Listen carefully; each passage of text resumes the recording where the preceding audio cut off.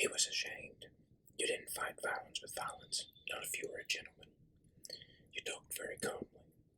But Carol didn't give you a chance, damn it. She wanted the boy put in a vice and squished. She wanted him reamed and punctured and given the laying off on the hands. To be beaten from playground to kindergarten, to grammar school, to junior high, to high school. If he was lucky, in high school, the beatings and sadisms would refine themselves. The sea of blood and spittle would drain back down the shore of years, and Jim would be left upon the edge of maturity, with God knows what outlook to the future, with a desire, perhaps, to be a wolf among wolves, a dog among dogs, a fiend among fiends. But there was enough of that in the world already. The very thought of the next 10 or 15 years of torture was enough to make Mr. Underhill cringe. He felt his own flesh impaled with BB shot, stung, burned, fisted, scrounged, twisted, violated, and bruised. He quivered like a jellyfish hurled violently into a concrete mixer. Jim would never survive it. Jim was too delicate for this horror. Underhill walked in the midnight rooms of his house thinking of all this, of himself, of the sun, the playground, the fear. There was no part of it he did not touch and turn over with his mind. How much, he asked himself, how much of this is going of being alone, how much due to Anne's dying, how much to my need, and how much is the reality of the playground itself and the children. How much rational and how much nonsense. He twitched the delicate weights upon the scale and watched the indicator glide and fix and glide again, back and forth, softly between midnight and dawn, between black and white, between raw sanity and naked insanity. He should not hold so tight, he should let his hands drop away from the boy. And yet there was no hour that looking into Jim's small face he did not see Anne there, in the eyes, in the mouth, in the turn of the nostrils, in the warm breathing, in the glow of blood moving just under the thin shelf of flesh. I have a right, he thought, to be afraid. I have every right. When you have two precious bits of porcelain and one is broken and the other, the last one remains, where can you find the time to be objective, to be immensely calm, to be anything else but concerned? No, he thought, walking slowly in the hall, there seems to be nothing I can do except go on being afraid, and being afraid of being afraid. You needn't prowl the house all night, his sister called from her bed as she heard him pass her open door. You needn't be childish. I'm sorry if I seem dictatorial or cold, but you've got to make up your mind. Jim simply cannot have a private tutor. Anne would have wanted him to go to a regular school, and he's got to go back to that playground tomorrow and keep going back until he's learned to stand on his own 2 feet, and until he's familiar to all the children. Then they won't pick on him so much. Underhill said nothing. He got dressed quietly in the dark and downstairs opened the front door. It was about 5 minutes to midnight as he walked swiftly down the street in the shadows of the tall elms and oaks and maples, trying to outdistance his rage and outrage. He knew Carol was right, of course. This was the world. You lived in it. You accepted it. But that was the very trouble. He had been through the mill already. He knew what it was to be a boy among lions. His own childhood had come rushing back to him in the last few hours, a time of terror and violence, and now he could not bear to think of Jim going through it. Those long years, especially if you were a delicate child, through no fault of your own. Your bone thin, your face pale. What could you expect but to be harried and chased? He stopped by the playground, which was still lit by the great overhead lamp. The gate was locked for the night, but that one light remained on until 12. He wanted to tear the contemptible place down, rip up the steel fences, obliterate the slides, and say to the children, "Go home, play in your backyards." How ingenious, the cold, deep playground. You never knew who anyone lived. The boy who knocked your teeth out. Who was he? Nobody knew. Where did he live? Nobody knew. How to find him? Nobody knew. Why, you could come here one day, beat the living tar out of some smaller child, and run on the next day to some other playground. They would never find you. From playground to playground, you could take your criminal tricks with everyone forgetting you, since they never knew you. You could return to this playground a month later, and if the little child whose teeth you knocked out was there and recognized you, you could deny it. No, I'm not the one. Must be some other kid. This is my first time here. No, not me. And when his back is turned, knock him over and run off down the nameless streets, a nameless person. What can I possibly do? Thought Underhill. Carol's been more than generous with her time. She's been good for Jim, no doubt of it. A lot of the love she would have put into a marriage has gone to him this year. I can't fight her forever on this, and I can't tell her to leave. Perhaps moving to the country might help. No, impossible. The money. But I can't live, Jim, here either. Hello, Charlie, said a quiet voice. Underhill snapped about. Inside the playground fence, seated in the dirt, making diagrams with one finger in the coal dust, was the solemn 9-year-old boy. He didn't glance up. He said, "Hello, Charlie," just sitting there, easily, in that world beyond the hard cold fence. Underhill said, "How do you know my name?" "I know it." The boy crossed his legs comfortably, smiling quietly. "You're having lots of trouble." "How'd you get in there so late?" "Who are you?" "My name's Marshall." "Of course, Tom Marshall's son, Tommy. I thought you looked familiar." "More familiar than you think," the boy laughed gently. "How's your father, Tommy?" "Have you seen him lately?" the boy asked. "On the street, briefly, 2 months ago." "How did he look?" "What? How did Mr. Marshall look?" asked the boy. It seemed strange. He refused to say, "My father." "He looked all right." "Why?" "I guess he's happy," said the boy. Mr. Underhill saw the boy's arms and legs, and they were covered with scabs and scratches. "Aren't you going home, Tommy?" "I sneaked out to see you. I just knew you'd come." "You're afraid?" Mr. Underhill didn't know what to say. "Those little monsters," he said at last. "Maybe I can help you." The boy made a dust triangle. It was ridiculous. "How?" "You'd give anything, wouldn't you? If you could spare Jim all this, you'd trade places with him if you could." Mr. Underhill nodded, frozen. "Well, you come down here tomorrow afternoon at 4. Then I can help you." "How do you mean, help?" "I can't tell you outright," said the boy. "It has to do with the playground, any place where there's lots of evil that makes power. You can feel it, can't you?" A kind of warm wind stirred off the bare field under the highlight. Underhill shivered.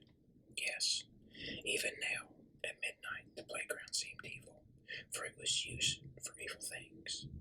Are all playgrounds like this? Some.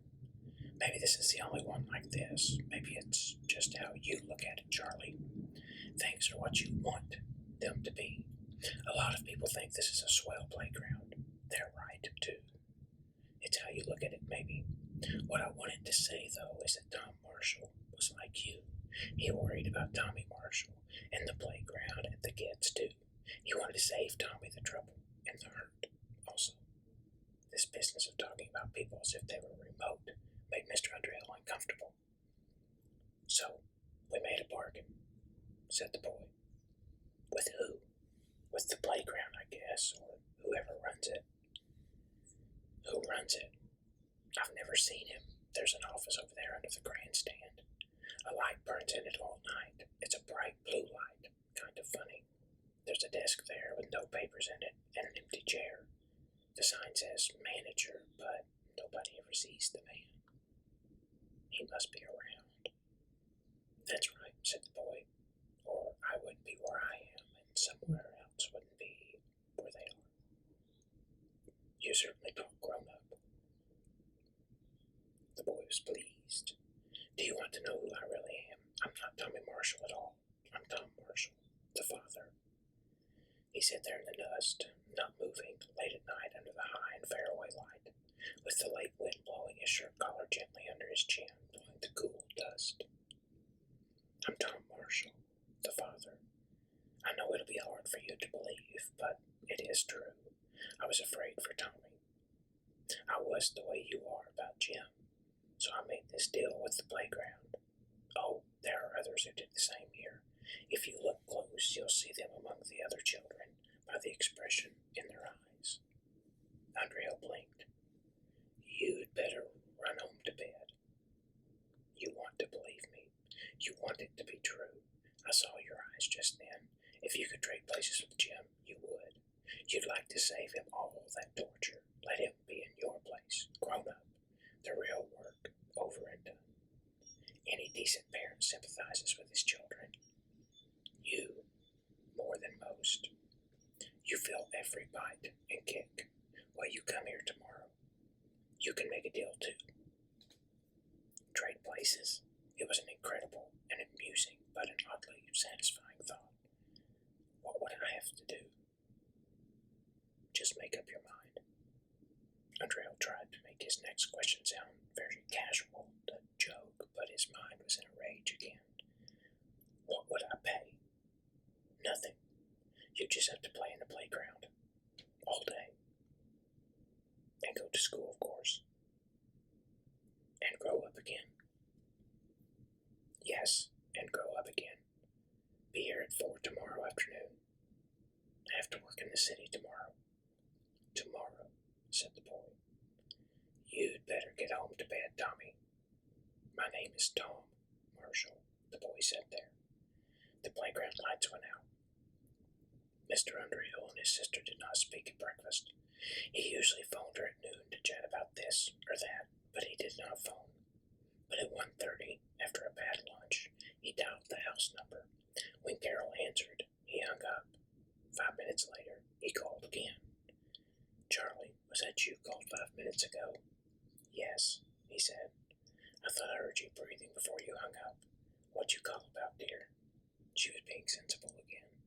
Oh, just called. It's been a bad 2 days, hasn't it? You do see what I mean, don't you, Charlie? Jim must go to the playground and get a few knocks. A few knocks, yes.